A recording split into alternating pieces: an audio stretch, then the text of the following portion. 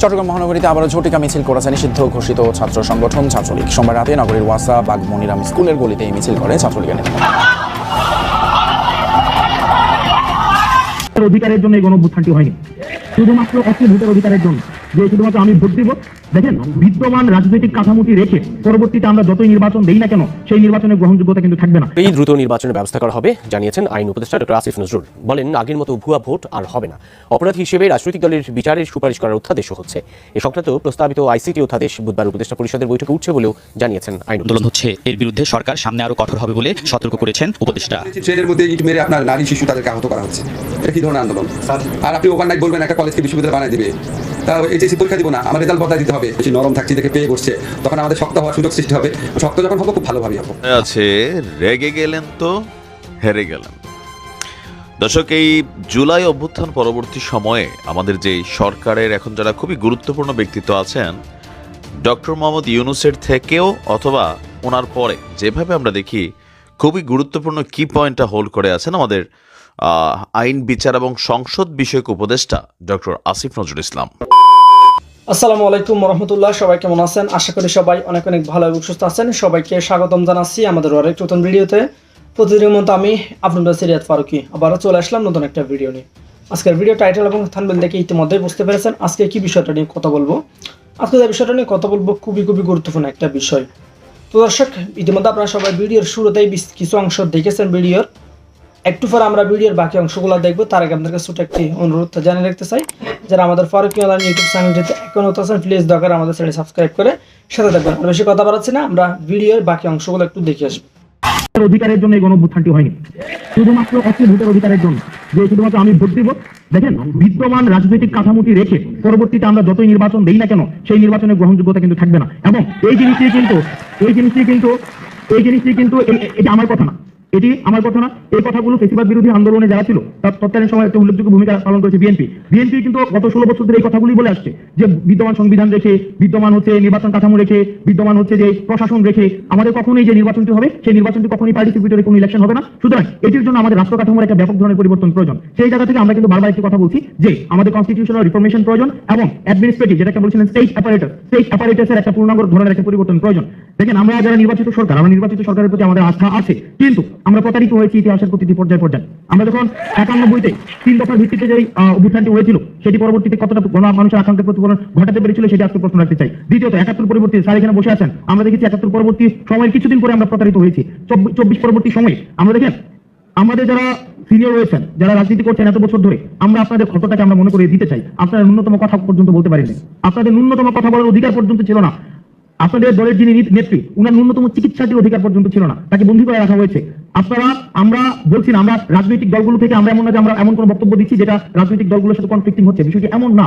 আমরা চাচ্ছি যে বেসিক যেই সংস্কারগুলো ছিল এই বেসিক সংস্কারগুলো আগে সম্পন্ন হবে এবং সেটি হচ্ছে আমাদের গ্রহণযোগ্য নির্বাচনের দিকে নিয়ে যাবে। বিষয়টি এমন না যে সংস্কার হলে নির্বাচন সম্ভব না, আবার নির্বাচন হলে সংস্কার সম্ভব না। নির্বাচন এবং সংস্কার এই দুটি সাইমultaneously চলবে। তবে রাজনৈতিক দলগুলো বিগত এত বছর ধরে যে সংস্কারগুলো মানুষকে দিতে পারেনি সেই জিনিসগুলো আমরা চাচ্ছি অন্তর্বর্তীকালীন সরকারের মধ্য দিয়ে হোক। ভাইয়ের একটা কথার সাথে আমি পোলাইটলি ডিসএগ্রি করবো, শুধুমাত্র যে নির্বাচিত সরকারের মধ্য দিয়েই জনগণের সেটি হয়, সেটি আমরা গত বছর আওয়ামী লীগ কিন্তু বারবার বলছে আমরা নির্বাচিত সরকারের মধ্য দিয়ে এসেছি, আমাদের ম্যান্ডেট আছে এবং তারা দায়িত্বটা করেছে কনস্টিটিউশনে তাদের মন মতো করে তারা সেটিকে সাজিয়ে গুছিয়ে দায়িত্বটা করেছে। দেখেন, এই সরকারের তাহলে ম্যান্ডেট কি? এই সরকারের ম্যান্ডেট হচ্ছে গণঅভ্যুত্থান। এই গণঅভ্যুত্থান দিয়ে এই সরকার ম্যান্ডেট করেছে এবং আমরা চাই যাতে করে বিএনপি যারা এত বছর ধরে নির্যাতিত হয়েছে, জামাতকে ডিহিউম্যানাইজ করা হয়েছে, অন্যান্য যারা ফেসিবাদ বিরোধী যে রাজনৈতিক দলগুলো রয়েছে, তারা যখন নির্বাচনের মধ্য দিয়ে তারা যখন আবার ক্ষমতায় আসবে, তাদের জন্য আর ফেসিবাদী কোনো ধরনের শক্তি হয়ে না উঠতে হয় এবং আবার যেন ফেসিবাদের কবলে না পড়তে হয়, সেটির কাজই হচ্ছে অন্তর্বর্তীকালীন সরকার করবে। এই দ্রুত নির্বাচনের ব্যবস্থা করা হবে জানিয়েছেন আইন উপদেষ্টা ডক্টর আসিফ নজরুল। বলেন, আগের মতো ভুয়া ভোট আর হবে না। অপরাধ হিসেবে রাজনৈতিক দলের বিচারের সুপারিশ করার অধ্যাদেশও হচ্ছে।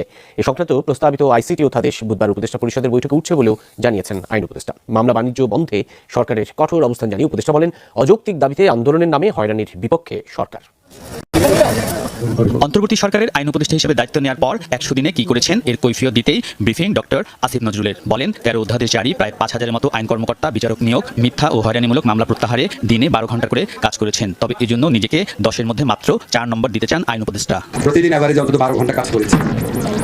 কোনো অন্যায় করি নাই। অপরাধী হিসেবে রাজনৈতিক দলের বিচারে আন্তর্জাতিক অপরাধ ট্রাইব্যুনাল আইসিটি আইন সংশোধন করে অধ্যাদেশ জারি করা হচ্ছে। আইন উপদেষ্টা জানান, বুধবার উপদেষ্টা পরিষদের বৈঠকে অধ্যাদেশ পাশ হলে রাজনৈতিক দলের বিচারে সুপারিশ করতে পারবে ট্রাইব্যুনাল। আদালতকে সেভাবে সরাসরি ক্ষমতা দেওয়া হয়নি, বলা হয়েছে আদালত যদি মনে করে, আদালতের সেই অথরিটি থাকবে, আদালত যদি মনে করে তাহলে প্রয়োজনীয় ব্যবস্থা, শাস্তিমূলক ব্যবস্থা গ্রহণ করার জন্য তারা সুপারিশ করতে পারবে, কনসার্ন অথরিটির কাছে সুপারিশ করবে। স্বরাষ্ট্র মন্ত্রণালয় আছে, তারপর আপনার ধরেন আমাদের পলিটিক্যাল পার্টি অর্ডিন্যান্স আছে, নির্বাচন কমিশন আছে। আগামীকাল উপদেষ্টা পরিষদের মিটিংয়ে সেই অ্যামেন্ডমেন্টটা তোলা হবে, উপদেষ্টা পরিষদ গ্রহণ করলে সম্ভবত বৃহস্পতিবারের মধ্যে এটা আইনে পরিণত হবে। উপদেষ্টা বলেন, বিভিন্ন জায়গায় মামলা বাণিজ্য হচ্ছে, এর বিরুদ্ধে কঠোর ব্যবস্থা নেবে সরকার। যারা হয়রানিমূলক মামলা করছেন, মিথ্যা মামলা করছেন এবং বাণিজ্যমূলক মামলা করছেন, কাউকে কাউকে ছেড়ে দেওয়া হচ্ছে যে টাকা না দিলে মামলা করা হবে। আপনারা কিছু মনে রাখেন, আমি যদি এই মন্ত্রণালয়ে থাকি, আপনাদের কিভাবে শাস্তি দেওয়া যায় সেটার আইন আমি খুঁজে বের করবো। যৌক্তিক দাবি ছাড়াই রাস্তা অবরোধ করে আন্দোলন হচ্ছে, এর বিরুদ্ধে সরকার সামনে আরো কঠোর হবে বলে সতর্ক করেছেন উপদেষ্টা। ট্রেনের মধ্যে ইট মেরে আপনার নারী শিশু তাদেরকে আহত করা হচ্ছে, এটা কি ধরনের আন্দোলন? আর আপনি ওভারনাইট বলবেন একটা কলেজকে বিশ্ববিদ্যালয় বানায় দিবে, তা এইচএসসি পরীক্ষা দিব না, আমার রেজাল্ট বদলাই দিতে হবে। বেশি নরম থাকছি দেখে পেয়ে বসছে, তখন আমাদের শক্ত হওয়ার সুযোগ সৃষ্টি হবে। শক্ত যখন হবো খুব ভালোভাবে হবো। ভারতের সাথে বন্দি বিনিময় চুক্তি থাকলেও শেখ হাসিনা যেন অন্য দেশে চলে না যায়, এজন্য রেড অ্যালার্ট জারি করা হয়েছে। ফোন কলে নানা বার্তা দিয়ে শেখ হাসিনা কর্মীদের বিপদে ফেলছে বলেও অভিযোগ উপদেষ্টার। আপনি আপনার বৃহত্তর পরিবারকে নিয়ে কাউকে না জানিয়ে যেভাবে পালিয়ে গেলেন, আর আমাদেরকে প্রতিনিয়ত উস্কান এই বিক্ষোভ করার জন্য, উস্কানিমূলক কাজ করার জন্য, সন্ত্রাসমূলক কাজ করার জন্য, এই ব্যাপারে আপনার নিজের ব্যাখ্যা কি? উনি ওনার ভাগ্নে টাগ্নে তাদেরকে এই সরকার পতনের 2-3 দিন আগে নিরাপদে পাঠিয়ে দিয়েছিলেন কেন?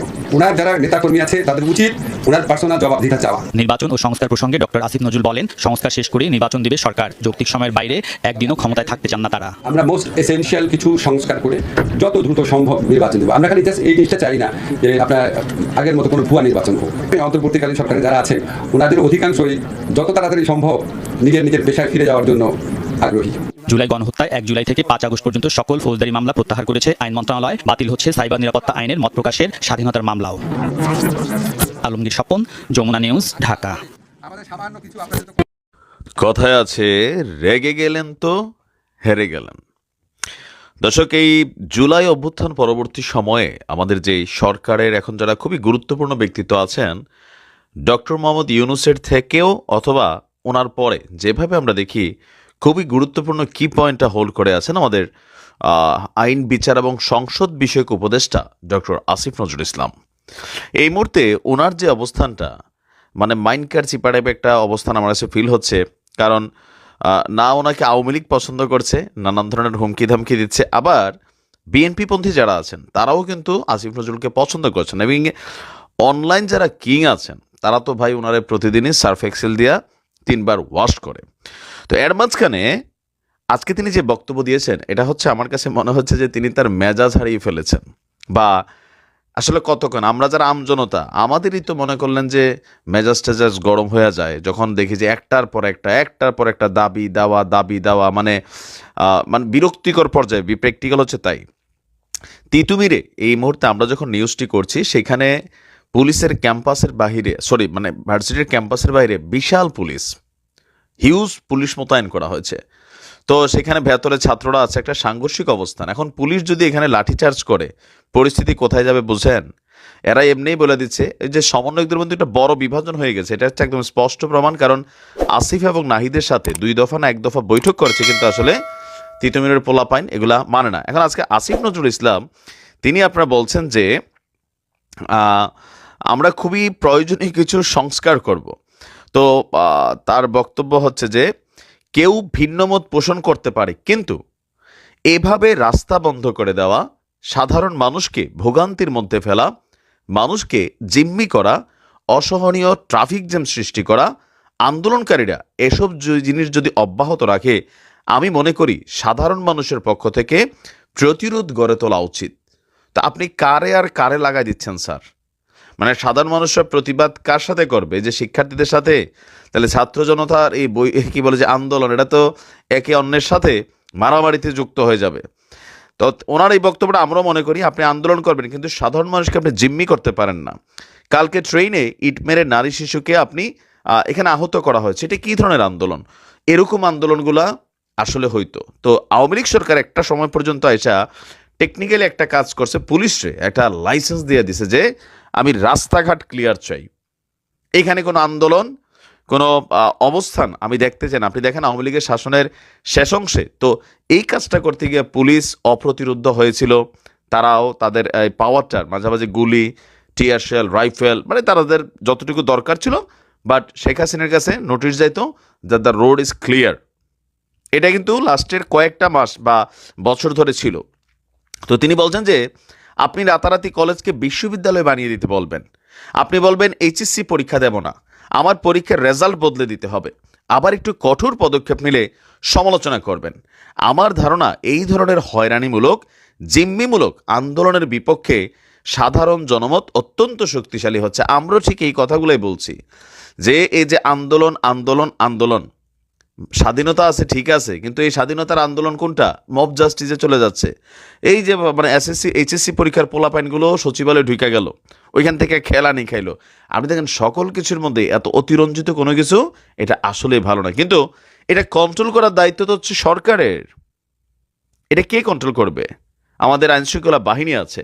এখন আইনশৃঙ্খলা বাহিনীকে কেন এই নির্দেশনা দেওয়া যাচ্ছে না যে ক্লিয়ার করো? বিকজ এই জিনিসগুলোর জন্যই পুলিশের উপরে মানুষের ক্ষোভ ছিল। আবার এখন যদি পুলিশ লাঠিচার্জ করে, কোন সমন্বয়ক আবার কোন দিক দিয়ে ডাক দিয়া যে পুলিশের বিরুদ্ধে আন্দোলন করতে হবে এরকম ডাক দিয়ে ফেলে, তো পুলিশ তো আমাদের ওই পুলিশগুলোই আছে। এমন না যে নতুন পুলিশ এসে তারা ভয় পায়, নতুন বোঝে না, সবই বোঝে, জাস্ট তারা মনে করে যে আমাদের এই ভেজালের দরকার নাই। এখন আসিফ স্যার যে বক্তব্যটা দিচ্ছেন, এই বক্তব্যটা একটা বিরক্তির পর্যায় থেকে দিচ্ছেন 100%, কিন্তু এই বক্তব্যটা জনগণ প্রতিহত করবে বা জনগণ প্রতিরোধ গড়ে তুলবে, তাহলে তো তারা আবার সাংঘর্ষিক।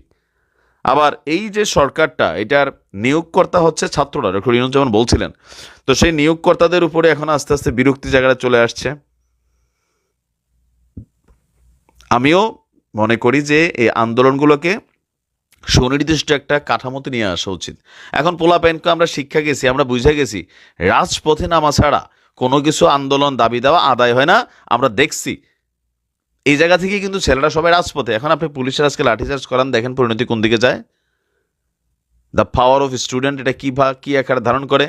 আবার দেখেন যে আহত ছাত্রদের মধ্যে যেমন একটা আন্দোলন হইলো, আবার এটার একটা ট্যাগ লাগাই দেওয়া হলো যে আহত লীগ। নাহিদ এবং সার্জিস এবং হাসনাতরা বলছে এরকম কথাবার্তা, হয়তো 2-4টা থাকতেও পারে, কিন্তু এর মধ্যে তো প্রকৃতপক্ষে অরিজিনালি আহত আবার আছে, তো এদেরকেও কিন্তু একটা আহত লীগ ট্যাগ দেওয়া হচ্ছে। তো সকল কিছু মিলিয়ে হাতে গোনা কয়েকজন সমন্বয়ক ছাড়া বাকিরা কিন্তু আস্তে আস্তে এই যে ক্ষমতা, পদ, পদবি এগুলা দেখতেছে, বাকিদের অবস্থান জেলাসি হচ্ছে, নিজেরা সেই জায়গাগুলো চাচ্ছে। আবার এই যে কলেজগুলো নিয়ে যে দাবি দেওয়া উঠছে, তো কলেজের স্টুডেন্টরাই তো ঢাকার এই কয়েকটা কলেজে তো মেইনলি লিড করছিল, এখন এরা সবাই বিভক্ত। কোন দিকে যাচ্ছে আসলে? ভালো থাকুন, আসসালামু আলাইকুম।